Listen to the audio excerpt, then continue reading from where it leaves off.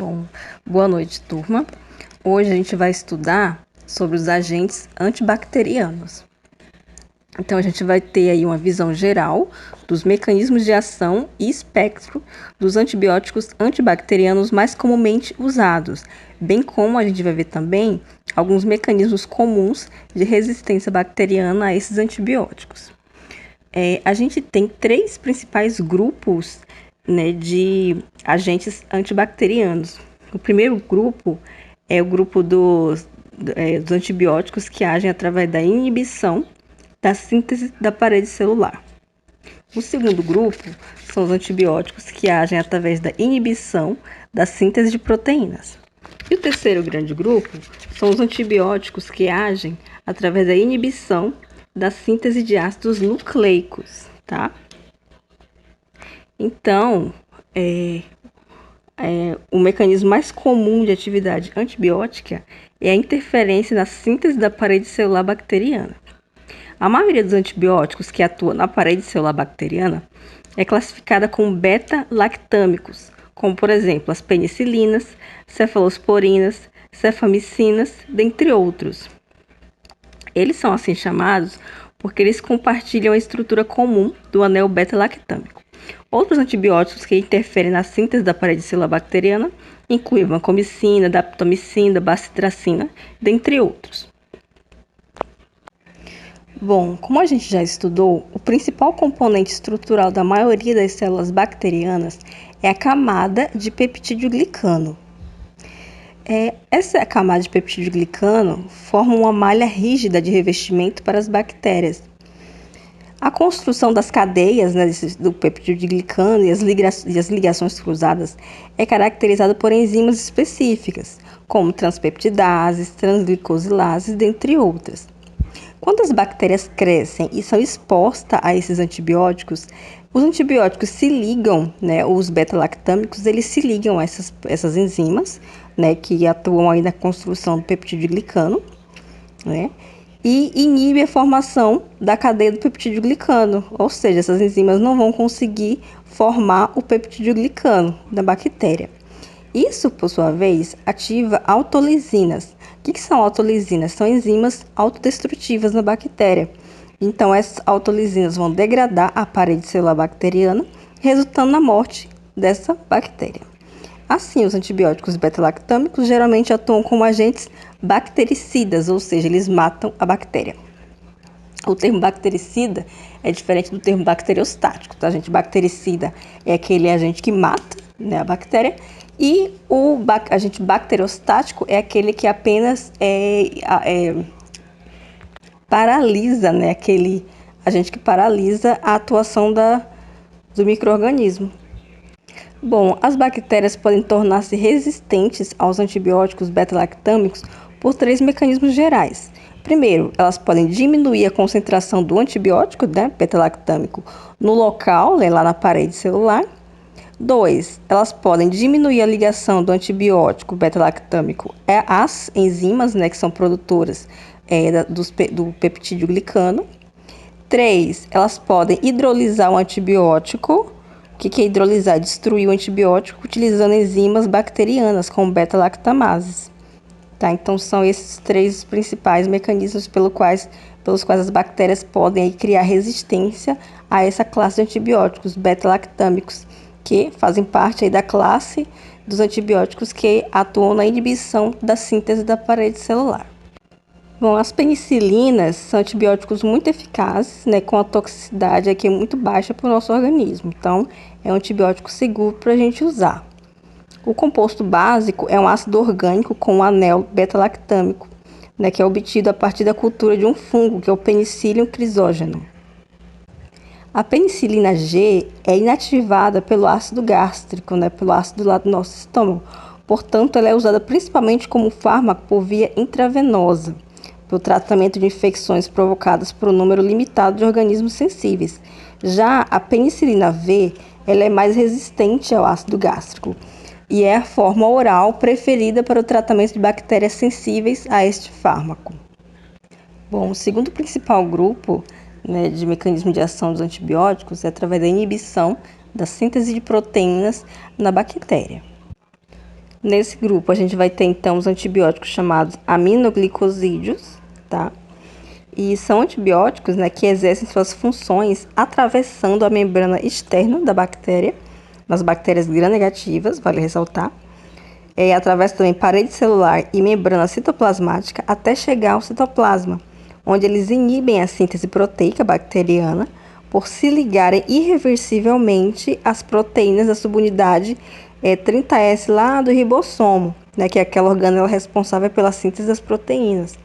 Então, essa ligação aos ribossomos tem dois efeitos: a produção de proteínas anormais, né, como resultado da leitura errada do RNA mensageiro, ou seja, eu vou ter produção de enzimas de proteínas loucas, né, anormais, mal feitas, e também eu posso ter interrupção da síntese de proteína, tá, por liberar prematuramente o ribossoma do RNA mensageiro.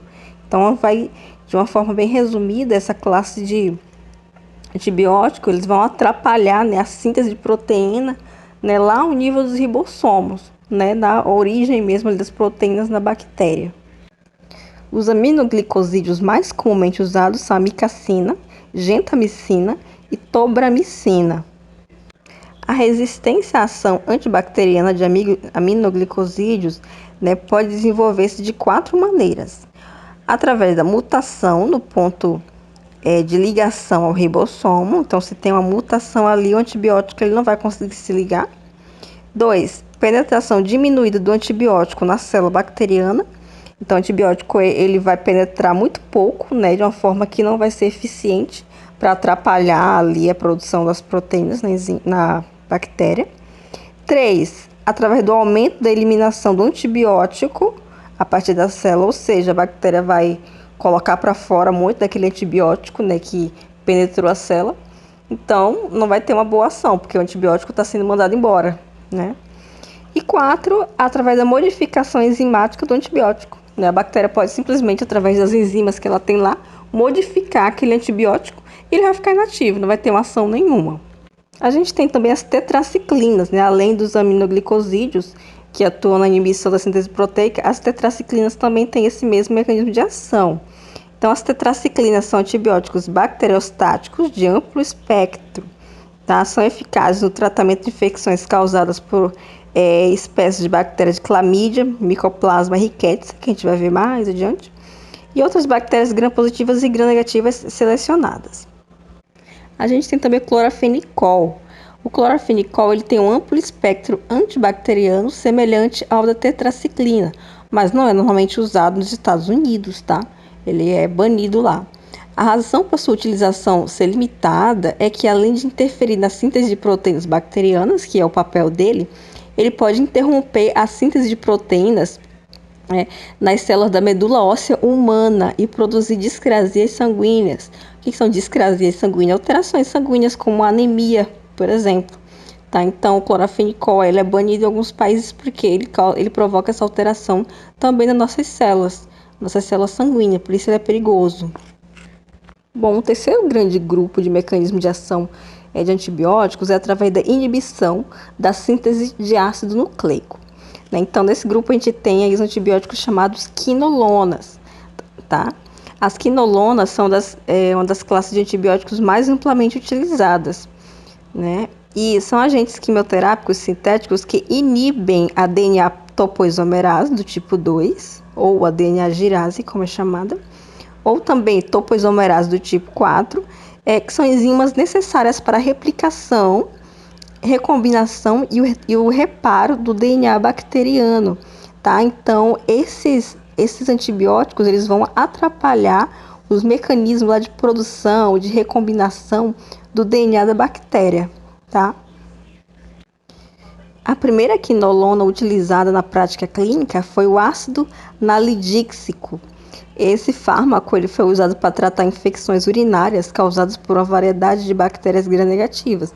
Só que o rápido desenvolvimento de resistência a esse antibiótico fez ele cair em desuso.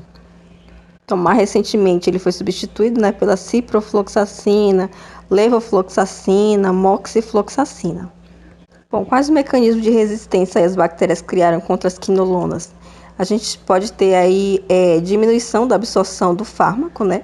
causado por mutações nos genes reguladores da permeabilidade da membrana, ou seja, as bactérias vão alterar os genes que fazem com que o antibiótico ele atravesse, né, a membrana.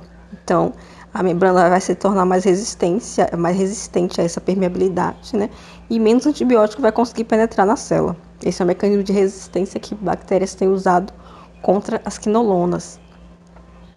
E também outro mecanismo de resistência é a superexpressão de bombas de efluxo. O que é isso? São bombas que vão mandar para fora o antibiótico. Ou seja, o antibiótico ele vai ser absorvido, né, pela membrana, vai passar a membrana da bactéria, só que vai ser mandado embora por essas bombas de efluxo, né, em grande quantidade, expressas em grande quantidade, estrategicamente por essas bactérias, para resistirem, né, a um mecanismo de resistência dessas bactérias.